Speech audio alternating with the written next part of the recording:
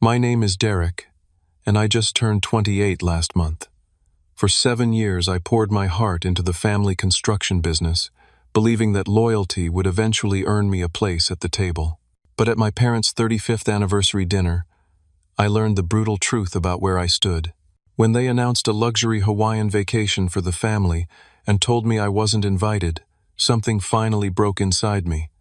Let me know where you're watching from, and hit that subscribe button as I share how I finally found the courage to walk away. Growing up as the middle child in the Anderson family was never easy. My father, Robert, built Anderson Construction from nothing, turning it into one of the most respected companies in our county. He was a self-made man who prided himself on his work ethic and business acumen. My mother, Diane, complemented his ambition with her social connections. She came from an upper-middle-class background and knew exactly how to navigate the social waters of our community. Together, they created a successful life and a powerful family image. At the top of our family hierarchy sat my older sister, Lauren. 3 years, my senior Lauren was the epitome of achievement. She had excelled in school, graduated top of her class from an Ivy League university, and became a corporate attorney by 25. Every family gathering featured some new accomplishment of hers. Another big case won, another prestigious client acquired. My parents displayed her law school diploma prominently in the living room, right above the fireplace where no visitor could miss it. Then there was my younger brother Ryan, the baby of the family at 24. What Ryan lacked in Lauren's academic prowess he made up for with natural charisma. He had the kind of magnetic personality that made people instantly like him. After a brief stint in college, he joined a real estate firm and quickly became their top seller.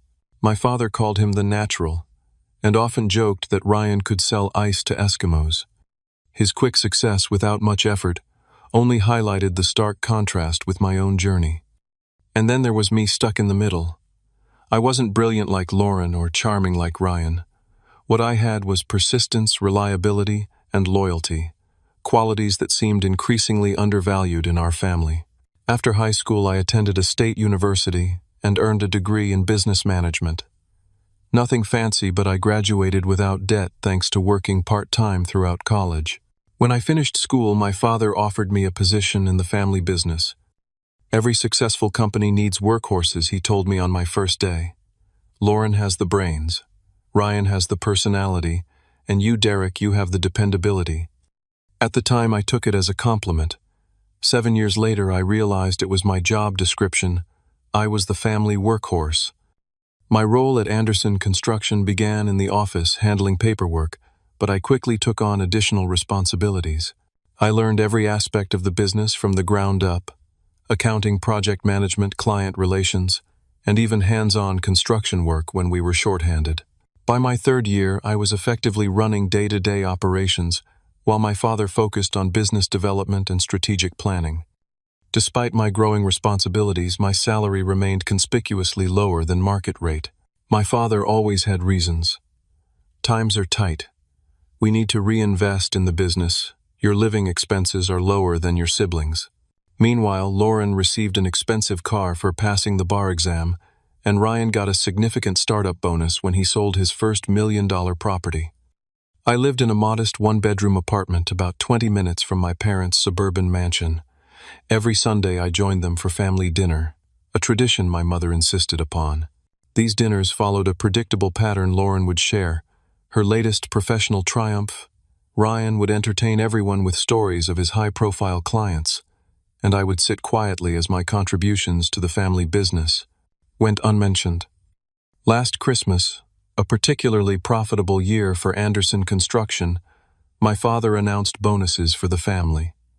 Lauren, who did occasional legal work for the company, received $15,000. Ryan, who had referred 2 clients to us, got $10,000. I received a $1,000 gift card to a department store and a pat on the back. "You already get paid for your work, son," my father explained when he saw my face fall. "This is just a little extra for the holidays." Despite these disappointments, I remained hopeful. 6 months ago, my father mentioned the possibility of making me a partner in the business. "Keep up the good work, and we'll talk about a partnership when you hit your 30-year mark," he said. "Loyalty deserves to be rewarded eventually." That partnership would mean financial security, professional recognition, and finally a seat at the decision-making table. It became my light at the end of the tunnel. I worked longer hours, took on more responsibilities, and even started bringing in new clients. For the first time in years, I felt my efforts might actually lead somewhere. Then came my parents' 35th anniversary and the dinner that would change everything. The invitation to my parents' anniversary celebration arrived 3 weeks in advance, a cream-colored card with gold embossing that screamed my mother's taste for elegant extravagance. Black tie optional, it read. Though everyone in the family knew that optional in Diane Anderson's vocabulary meant absolutely required. The dinner would be held at Le Chateau, the most expensive French restaurant in town where the cheapest entree cost more than I typically spent on groceries for a week. Despite my perpetually tight budget, I was determined to get my parents something meaningful. I spent evenings after work visiting shops looking for the perfect gift. After much deliberation, I found a beautiful vintage photograph of the small craftsman house where they had started their married life, the same house where my father had drafted his first building plans on their kitchen table. I had it professionally restored and framed, spending nearly a month's worth of discretionary income in the process.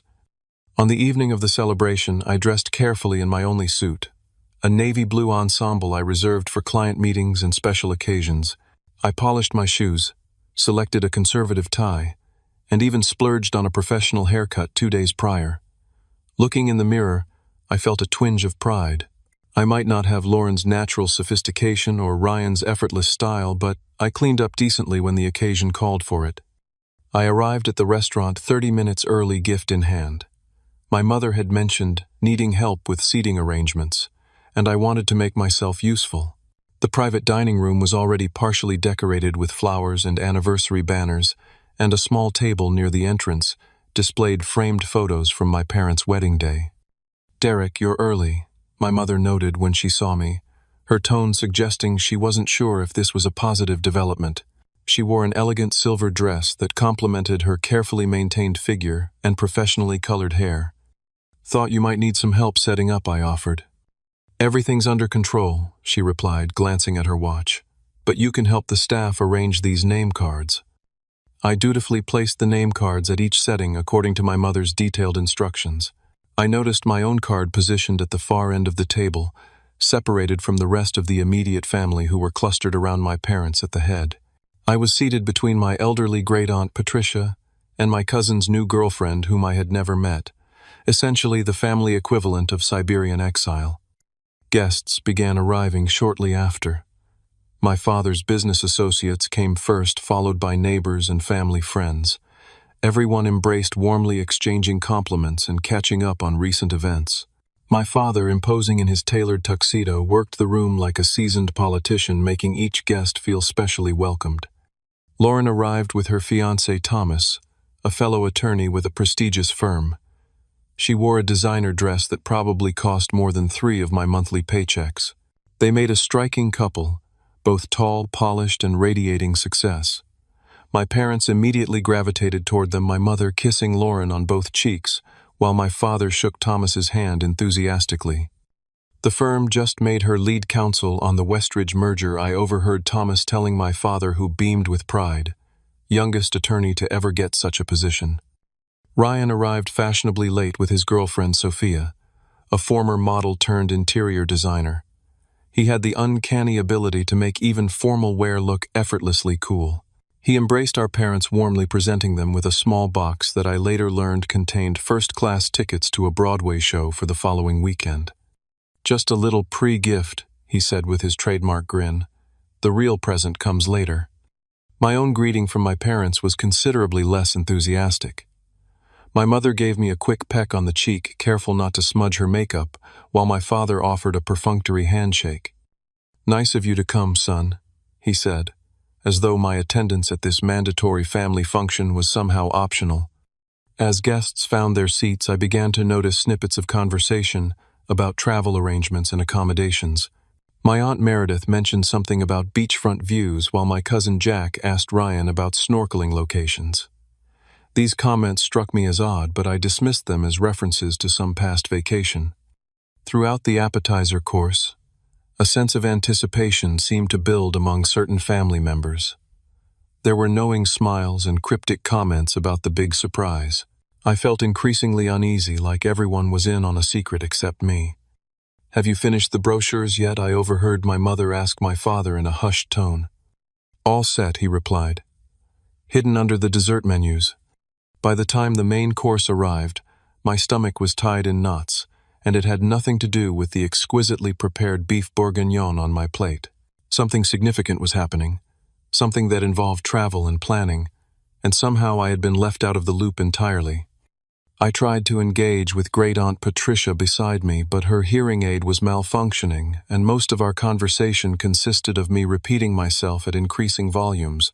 On my other side, my cousin's girlfriend Jessica spent the entire meal texting under the table, occasionally looking up to offer a distracted smile. As I pushed food around my plate, I watched my family at the other end of the table. They were animated, joyful, connected. Lauren told a story that made my father throw his head back in laughter. Ryan refilled my mother's wine glass with a graceful gesture.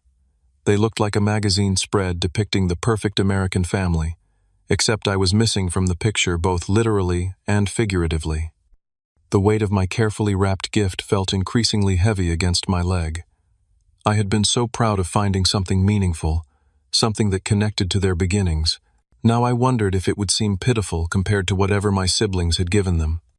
As the servers cleared the dinner plates, I caught my father checking his watch.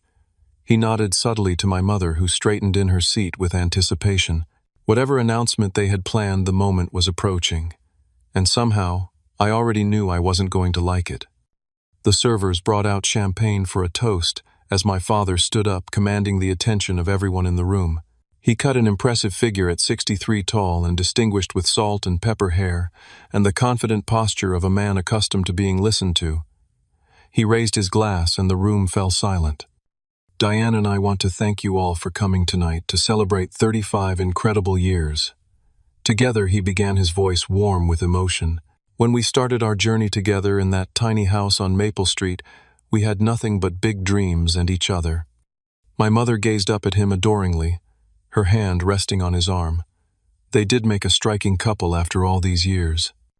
Through hard work and determination, we built not just a business but a family legacy. Nothing means more to us than the bonds we share with each other. Family is everything. It's what we work for, what we sacrifice for, what we live for.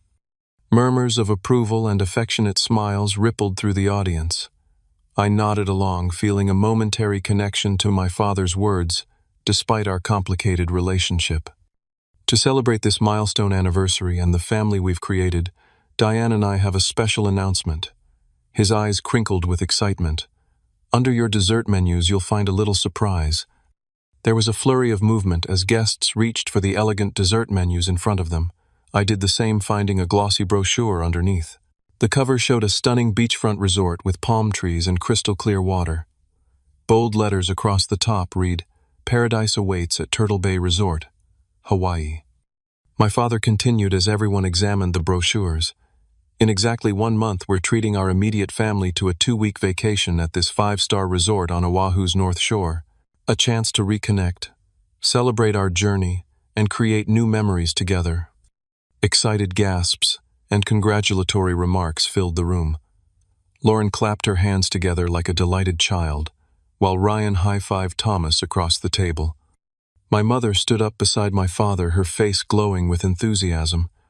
"We've booked the presidential suite for Robert and myself, and luxury oceanfront rooms for Lauren and Thomas and Ryan and Sophia. The resort has a private beach, 5 gourmet restaurants, a world-class spa and golf course designed by Jack Nicklaus himself." As she detailed the amenities and activities they had planned, I flipped through the brochure with growing excitement. A family vacation was exactly what we needed. A chance to spend quality time together away from work pressures and daily routines. Maybe in a relaxed setting I could finally have meaningful conversations with my parents about my future in the company. "We'll be flying first class, of course," my mother added, "departing on the 15th at 10 in the morning." I looked up smiling. "That sounds amazing. Do we need to take any special vaccines for Hawaii? Or is it just standard precautions?" I asked already, mentally calculating how I would arrange coverage at work for a 2-week absence. The table suddenly went quiet. My father and mother exchanged a look I couldn't quite interpret. Then my father cleared his throat. "Derek," he said, his tone shifting to something cooler, more formal, "you're not part of this trip." The words hit me like a physical blow. I stared at him, certain I had misheard. What I managed to ask, my voice barely audible. My mother stepped in, her expression a practiced mask of polite regret. "This is a vacation for our real family, sweetheart. Lauren and Ryan have their significant others, and we want to spend quality time with the people who truly reflect our family values and success." I looked around the table, hoping someone would object to this blatant exclusion. Lauren avoided my gaze, suddenly very interested in her water glass. Ryan at least had the decency to look uncomfortable, though he remained silent. The other guests seemed to be experiencing various degrees of second-hand embarrassment, studying their brochures or glancing at each other awkwardly. "But I am family," I said, hating how small my voice sounded. "I'm your son." "Of course you are, technically," my father replied, with a dismissive wave of his hand. "But this trip is a celebration of achievement and connection. Lauren is making partner at her firm.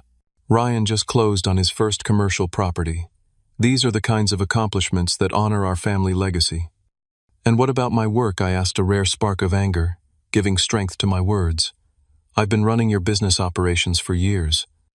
"You've been doing the job we pay you for," he corrected me, his tone hardening. "That's not an achievement, Derek. That's an employment arrangement." Lauren finally spoke up, though not in my defense. "Don't make this awkward, Derek. Mom and Dad want to celebrate with people who elevate the family name. It's their anniversary gift. They get to decide who comes." I felt heat rising in my face as 30 pairs of eyes watched this humiliation unfold. My uncle, Mike, my father's younger brother, shifted uncomfortably in his seat. "Robert," he said quietly, "maybe this conversation should happen privately." My father waved him off. "There's nothing to discuss. The arrangements are made. Now who's ready for dessert? The chef has prepared a special anniversary cake." Just like that, I was dismissed. My exclusion announced and then immediately brushed aside as if it were no more significant than a change in the weather forecast. The conversation around the table gradually resumed, though, with a new undercurrent of tension. My great-aunt Patricia, who had apparently turned her hearing aid back on at precisely the wrong moment, patted my hand sympathetically. "Don't worry, dear," she said in what she probably thought was a whisper, but was actually loud enough for half the table to hear. "They didn't invite me either. Too old to look good in their vacation photos, I suppose." I sat frozen, the beautifully wrapped gift, now feeling like a lead weight against my leg. Around me, servers appeared with elegant dessert plates and champagne refills. The celebration continued as if nothing had happened, as if my heart hadn't just been publicly shattered. For the remainder of the dinner, I existed in a strange, dissociative state. I watched myself go through the motions, small forkfuls of cake. I couldn't taste polite nods to conversations. I couldn't hear a manufactured smile that never reached my eyes. Inside, something fundamental was shifting, breaking, reforming. By the time the dinner concluded 2 hours later, I had made a decision that would change the course of my life forever. I remained at the table long after dessert had been served, mechanically lifting my fork to my mouth while tasting nothing. Around me, conversations flowed and laughter erupted, but it all seemed to be happening at a distance, as if I were watching the scene through thick glass. My parents moved around the room accepting congratulations both for their anniversary and their generous gift to the family that apparently didn't include me. The beautiful wrapped package containing my gift remained under my chair. What was the point of giving it now? My thoughtful present, highlighting their humble beginnings, seemed painfully ironic in light of their current values.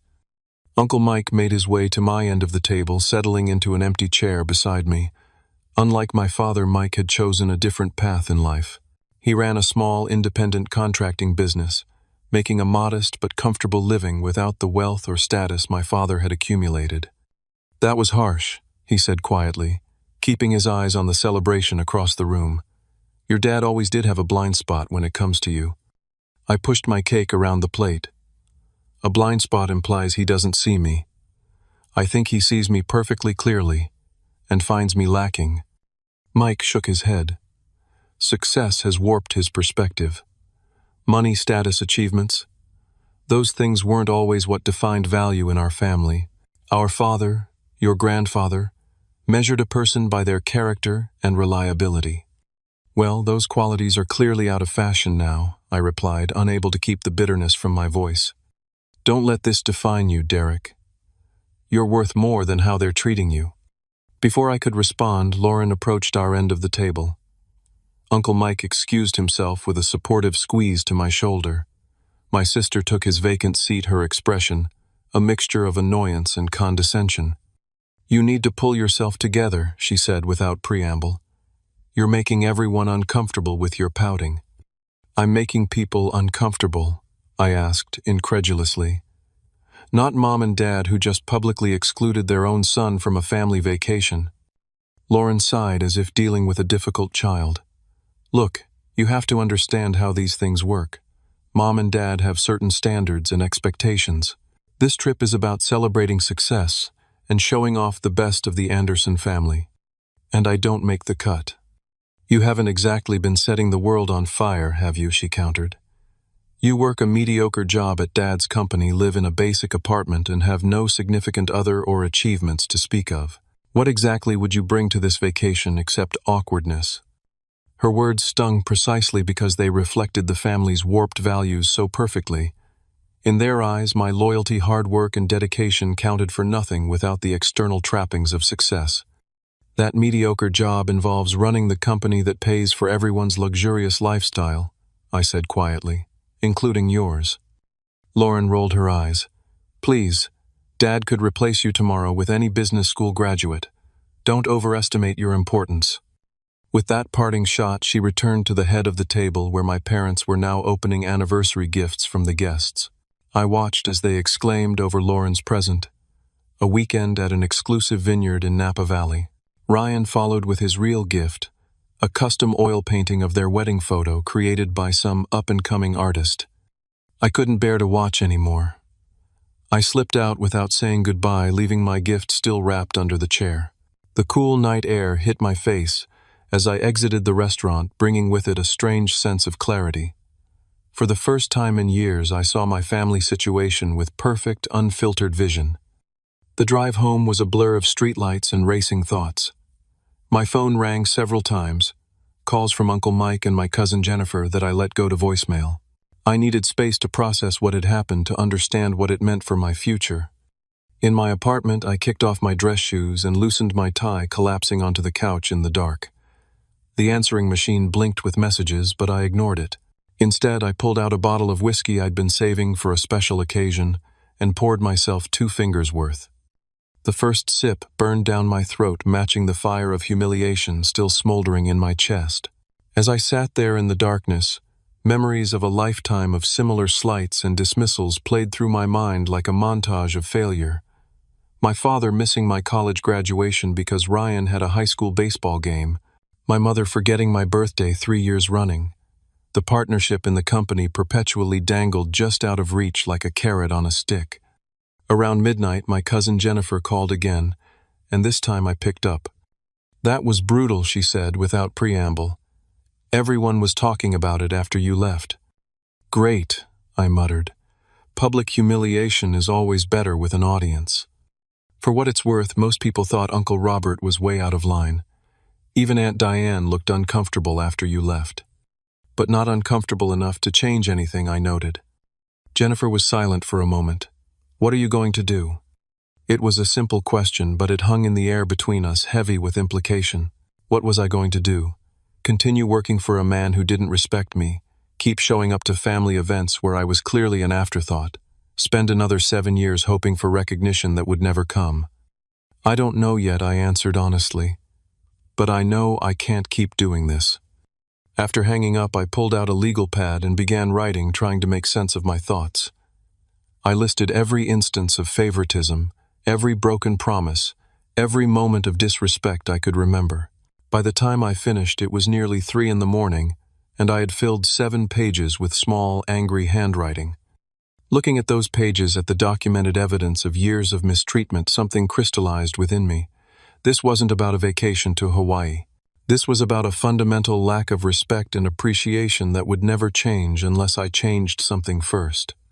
I finally went to bed as dawn was breaking, exhausted but resolute. For the first time in years, I knew exactly what I needed to do. The only question was whether I would find the courage to do it when morning came. I arrived at Anderson Construction at 7:30 the next morning, my usual time. Despite getting barely 3 hours of sleep, I felt strangely alert, as if my senses had been heightened by the previous night's revelations.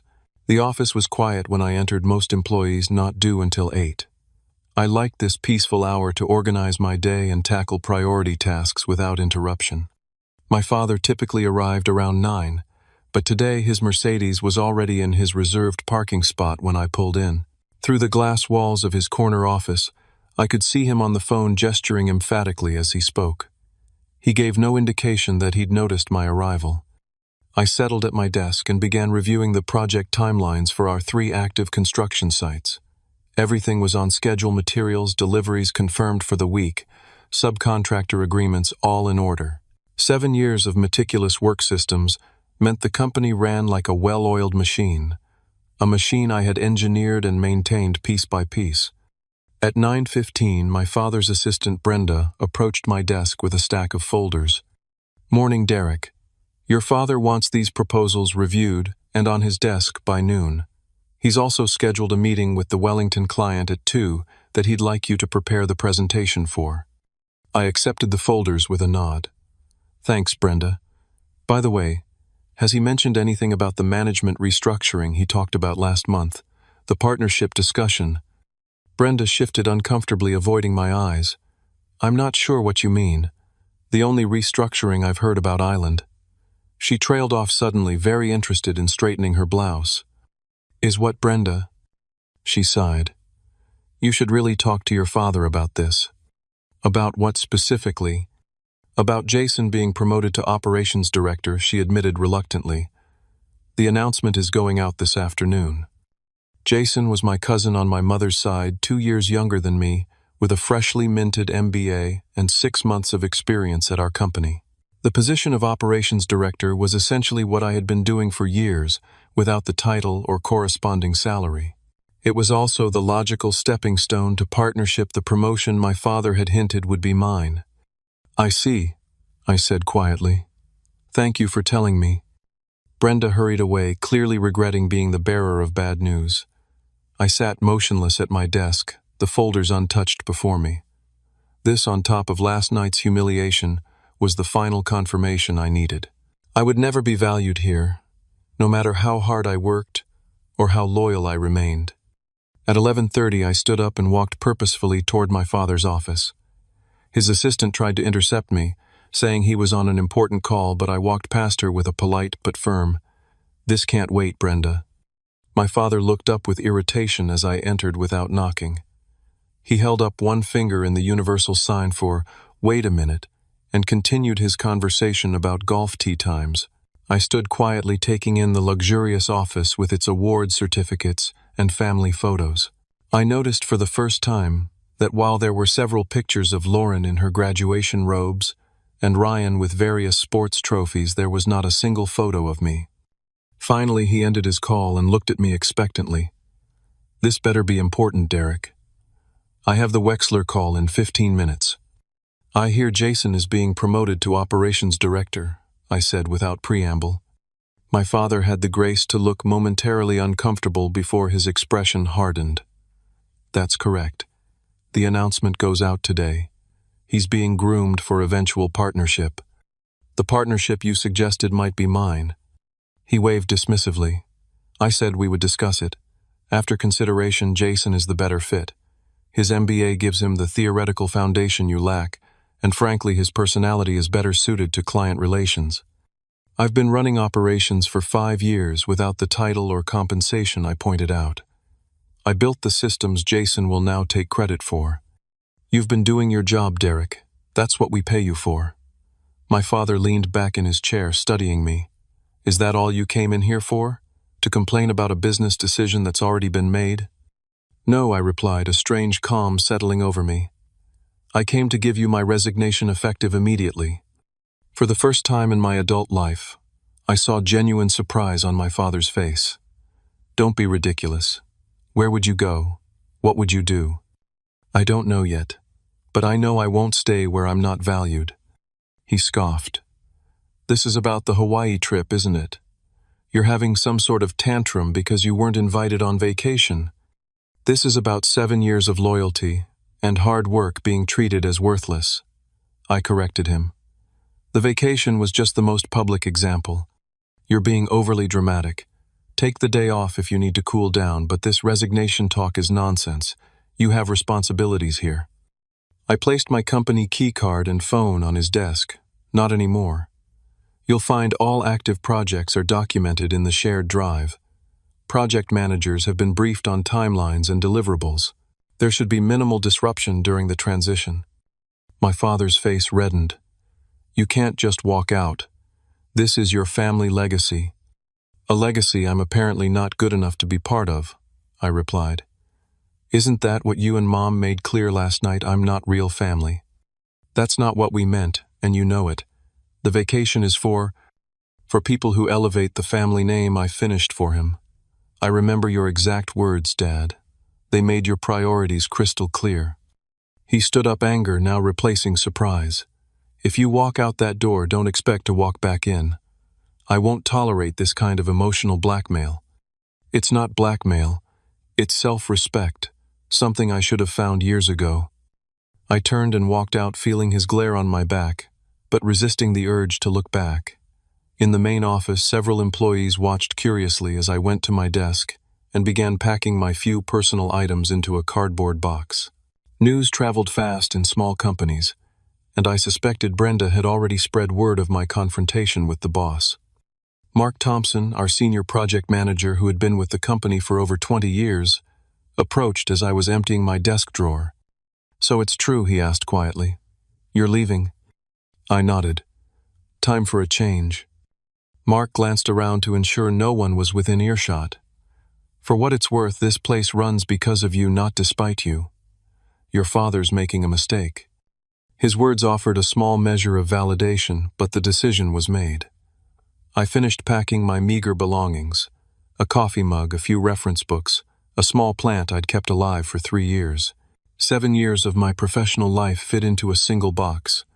There was something both depressing and liberating about that fact.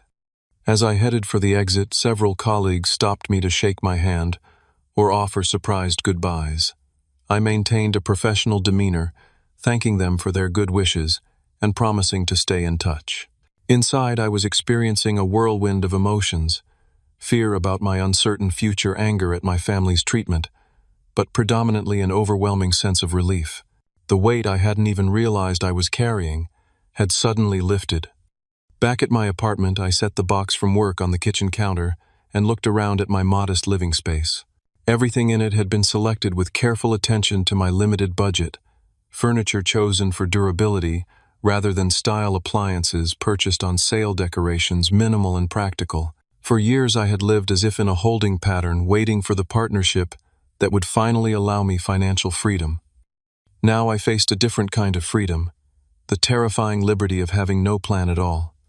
I spent the afternoon updating my resume and researching other construction management opportunities in the area.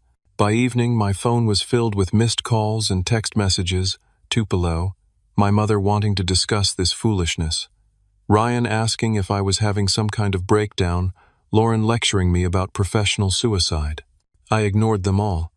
Instead, I called the one family member who might understand. Uncle Mike answered on the second ring. I heard what happened, he said immediately. Word travels fast when someone finally stands up to Robert Anderson. I quit without another job lined up, I admitted. Probably not my smartest move. Sometimes the right move isn't the smart one, Mike replied. What's your plan now? I honestly don't know. Start looking for positions with other construction firms, I guess. There was a pause before Mike spoke again. I might have a proposition for you. My company just landed the Riverside renovation project. It's small compared to what you're used to, but I could use someone with your experience to help manage it. pay wouldn't match what you were making, at least not initially. Are you offering me a job? More like a temporary collaboration, while you figure out your next move. No pressure either way. I felt a surge of gratitude for this unexpected lifeline. I'd be honored to work with you, Uncle Mike. Thank you. Don't thank me yet. The work is hard and the budget is tight, but at least you'll be appreciated for what you bring to the table. After hanging up, I felt a new sense of purpose emerging from the chaos of the day. I had options, skills, and at least one family member who saw my worth. It wasn't much, but it was a starting point. That night, I packed a larger bag with clothes and essential items. I couldn't stay in this apartment, not with its proximity to my parents' home and the family business. I needed physical distance to match the emotional boundary I'd finally established. I made arrangements to stay at an extended stay hotel across town near Uncle Mike's office. As I locked my apartment door, leaving most of my possessions behind, I felt like I was closing a chapter of my life that had gone on far too long. The future was uncertain, but for the first time in years it felt like it truly belonged to me. The lakeside extended stay was nothing like the luxury Hawaiian resort my family would soon be enjoying, but it served its purpose. A clean room, functional kitchenette, and most importantly, distance from my old life. I paid for 2 weeks up front, figuring that would give me time to sort out more permanent arrangements. My first day at Uncle Mike's contracting business was an education in humility. Anderson Construction occupied a gleaming 3-story building with marble floors and a receptionist who doubled as a barista. Mike's operation, by contrast, consisted of a modest office attached to a warehouse with a small team of dedicated employees who all wore multiple hats.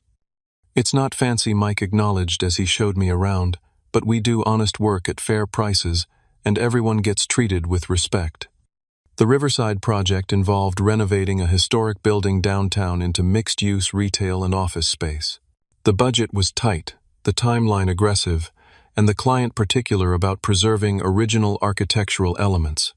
It was exactly the kind of complex, detail-oriented project I excelled at managing. I threw myself into the work, grateful for the distraction from my personal turmoil. To my surprise, Mike introduced me to the client as a construction management specialist and gave me significant authority over project decisions. It was more responsibility than my father had ever entrusted to me, despite my years of proven competence. "Why are you giving me this much control?" I asked Mike after the client meeting. "You barely know my work." "I know enough," he replied simply. "Robert may be blind to your talents, but the rest of the family isn't. I've watched you quietly hold that company together for years while he took the credit." During that first week, my phone continued to buzz with messages from family members.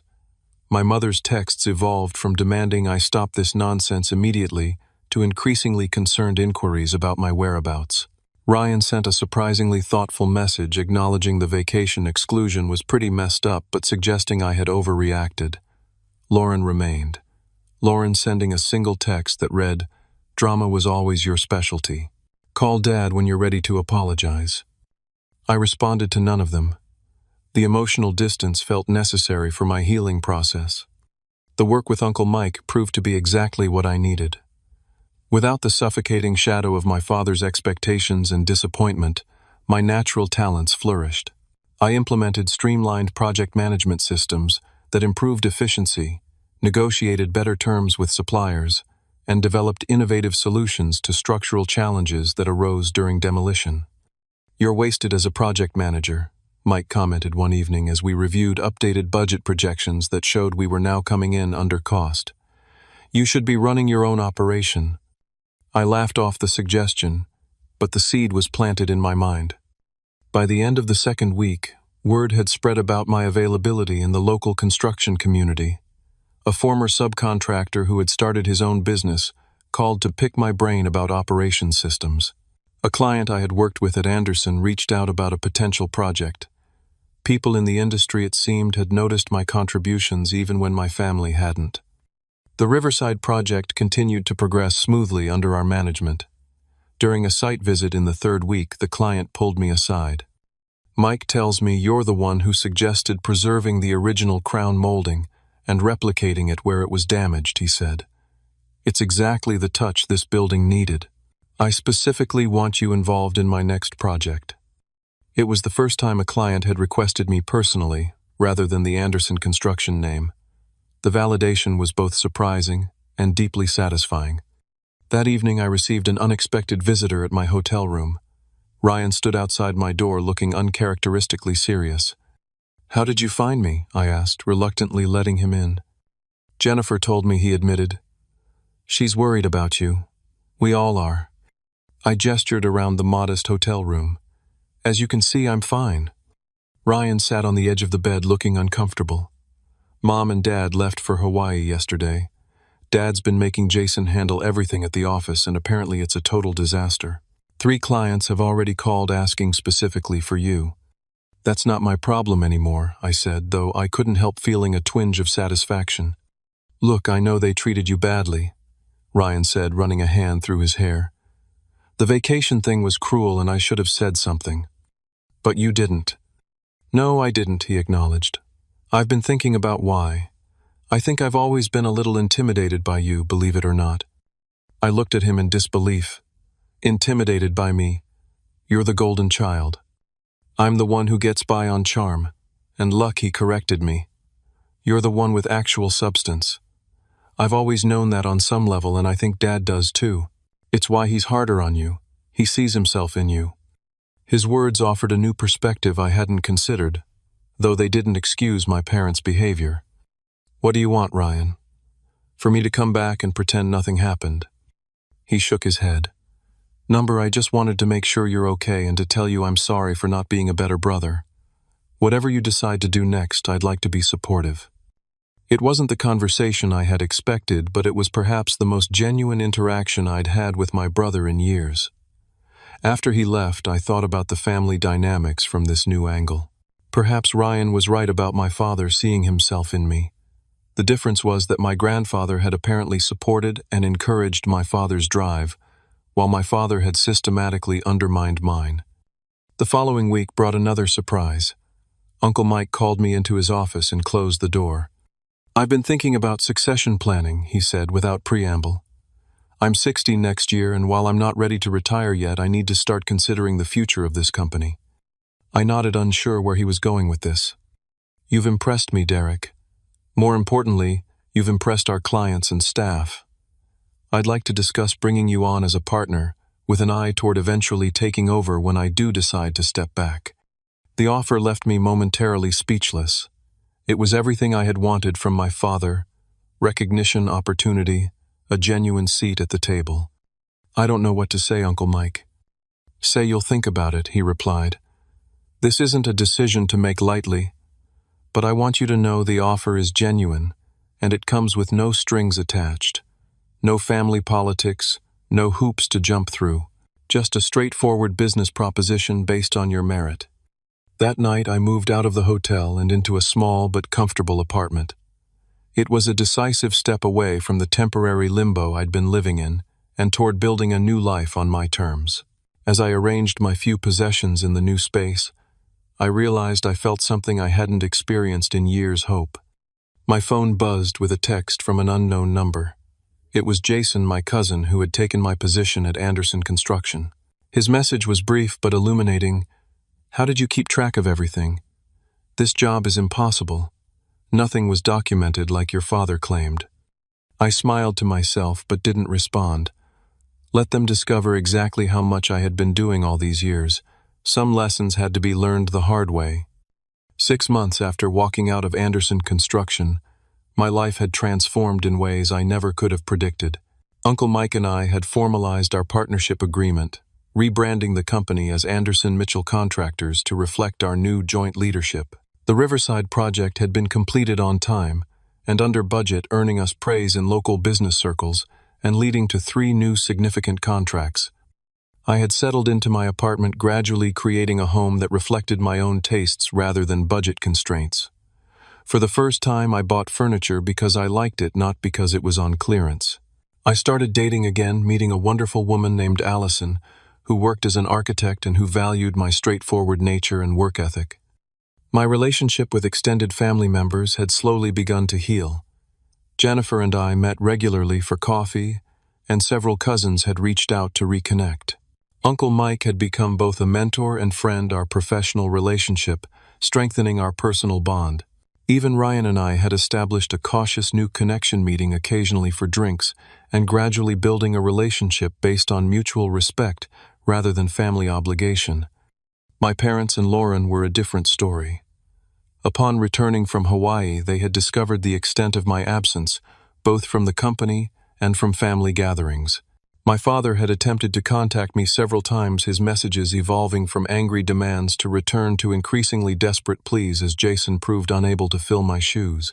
I responded to none of them, maintaining the boundary I had established.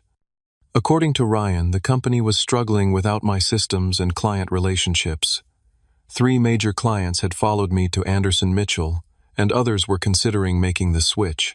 Jason had resigned after just 3 months, unwilling to shoulder the blame for operational problems he hadn't created. It was late October when my parents made their most direct attempt at reconciliation. My mother left a voicemail inviting me to Thanksgiving dinner at their home, her voice uncharacteristically humble. "We miss you, Derek," she said. "The family isn't complete without you. Please consider coming. Your father and I have done a lot of thinking while you've been gone." I discussed the invitation with Allison, who had become my sounding board for family matters. "Do you want to go?" she asked simply. "I don't know," I admitted. "Part of me wants to show them I'm doing well without them. Another part still craves their approval, as pathetic as that sounds." "It's not pathetic," she assured me. "They're your parents. But you need to be clear about your boundaries before you go." Her advice was sound. After careful consideration, I decided to attend, but on my own terms. I would bring Allison's stay only for dinner rather than the entire day, and leave if the conversation became manipulative or disrespectful. Thanksgiving Day arrived crisp and clear. As Allison and I drove to my parents' house, I felt a strange mix of anxiety and confidence. The man returning to this house was fundamentally different from the one who had left it 6 months ago. My mother answered the door, her expression a combination of relief and apprehension. She had aged subtly in the months since I'd seen her new lines etching the corners of her eyes. "Derek," she said softly, "I'm so glad you came." Her gaze shifted to Allison. "And you brought a guest." "This is Allison," I replied. "My girlfriend." The word still felt new on my tongue, but it brought a quiet joy to say it out loud. Allison extended her hand with a warm smile, and my mother took it after a moment's hesitation. The house was filled with familiar holiday scents and the murmur of family conversations. As we entered the living room, those conversations temporarily halted as everyone registered my presence. Ryan approached immediately, giving me a genuine hug. Lauren remained seated, offering only a tight nod of acknowledgement. My father stood by the fireplace, looking smaller somehow than I remembered. He approached slowly, as if unsure of his welcome. "Son," he said, extending his hand formally, "thank you for coming." I shook his hand, maintaining eye contact. "Thank you for the invitation." The tension in the room was palpable, everyone watching our interaction like spectators at a sporting event. Allison squeezed my arm supportively. Dinner was a surprisingly subdued affair. My mother had prepared all the traditional dishes, and the conversation remained carefully neutral: weather, sports, innocuous community news. It wasn't until dessert was served that my father finally broached the subject of my absence. "Your mother and I have been doing some reflection," he began, setting down his fork. "About the company, about the family, about how we've treated you over the years." I waited, saying nothing. "I've always pushed you harder than your siblings," he continued. "I told myself it was because I saw potential in you, but the truth is more complicated." He paused, seeming to struggle with his words. "I saw myself in you. The parts of myself I've always been most insecure about. The steady, reliable parts that don't draw attention or acclaim." It was perhaps the most honest thing my father had ever said to me. "I built Anderson Construction to prove my worth to the world," he continued. "But somewhere along the way I started valuing flash over substance. I rewarded Lauren and Ryan for qualities that brought prestige to the family name, while taking your contributions for granted." My mother reached for his hand. "We both did," she added quietly. "We've realized how wrong we were, especially since you've been gone." I looked at them across the table, these people who had shaped me in both positive and negative ways. I needed to leave to find my own worth, I said finally, to discover who I am outside of your expectations and disappointments. And who are you? My father asked a genuine question rather than a challenge. I'm a skilled construction manager who values honesty, hard work, and treating people with respect. I'm a partner in a growing company built on those principles. I'm someone who finally understands that I deserve to be valued for who I am, not who others want me to be. Lauren, who had been silent throughout this exchange, finally spoke. So you're never coming back to Anderson Construction after all Dad did for you. I turned to her, no longer intimidated by her judgment. I'm building something of my own now. And for the record, I gave far more to Anderson Construction than I ever received in return. My father nodded slowly. He's right, Lauren. The company has been in chaos without him. 3 project managers can't replace what Derek did single-handedly. It was the validation I had sought for years, but strangely, I found I no longer needed it as desperately as I once had. My sense of worth now came from within, reinforced by the respect I'd earned from clients, colleagues, and my new partner. I'm not coming back, I confirmed, but I am open to rebuilding our family relationship on new terms. Terms that include mutual respect. My mother wiped away a tear. That's all we're asking for, a chance to do better. As Allison and I drove home later that evening, I felt a sense of closure I hadn't expected to find. The hurt hadn't magically disappeared, nor had my parents transformed overnight. But something had shifted, in them, in me, in the dynamic between us. You did well, Allison said, reaching over to take my hand. How do you feel? I considered the question carefully. Lighter, I finally said. Like I've set down a burden I've been carrying my whole life, the need for their approval. The 6 months since that fateful anniversary dinner had taught me the most valuable lesson of my life. True family isn't defined by blood or obligation, but by love, respect, and mutual support. I had found that family in unexpected places, with Uncle Mike, with Allison, with colleagues who valued my contributions, and even with those blood relatives who had made the effort to see me clearly. I no longer needed to be included in a Hawaiian vacation to feel worthy. I had built something more valuable, a life that reflected my own values rather than someone else's expectations. For anyone out there struggling with family dynamics that make you feel less than, remember that your worth isn't determined by those who fail to see it. Sometimes the bravest thing you can do is walk away and build a life that honors who you truly are. Have you ever had to make a difficult choice between family obligation and self-respect? Leave a comment below sharing your experience. And if this story resonated with you, please like, subscribe, and share with someone who might need to hear it. Thank you for listening to my journey, and remember, you deserve to be valued for exactly who you are.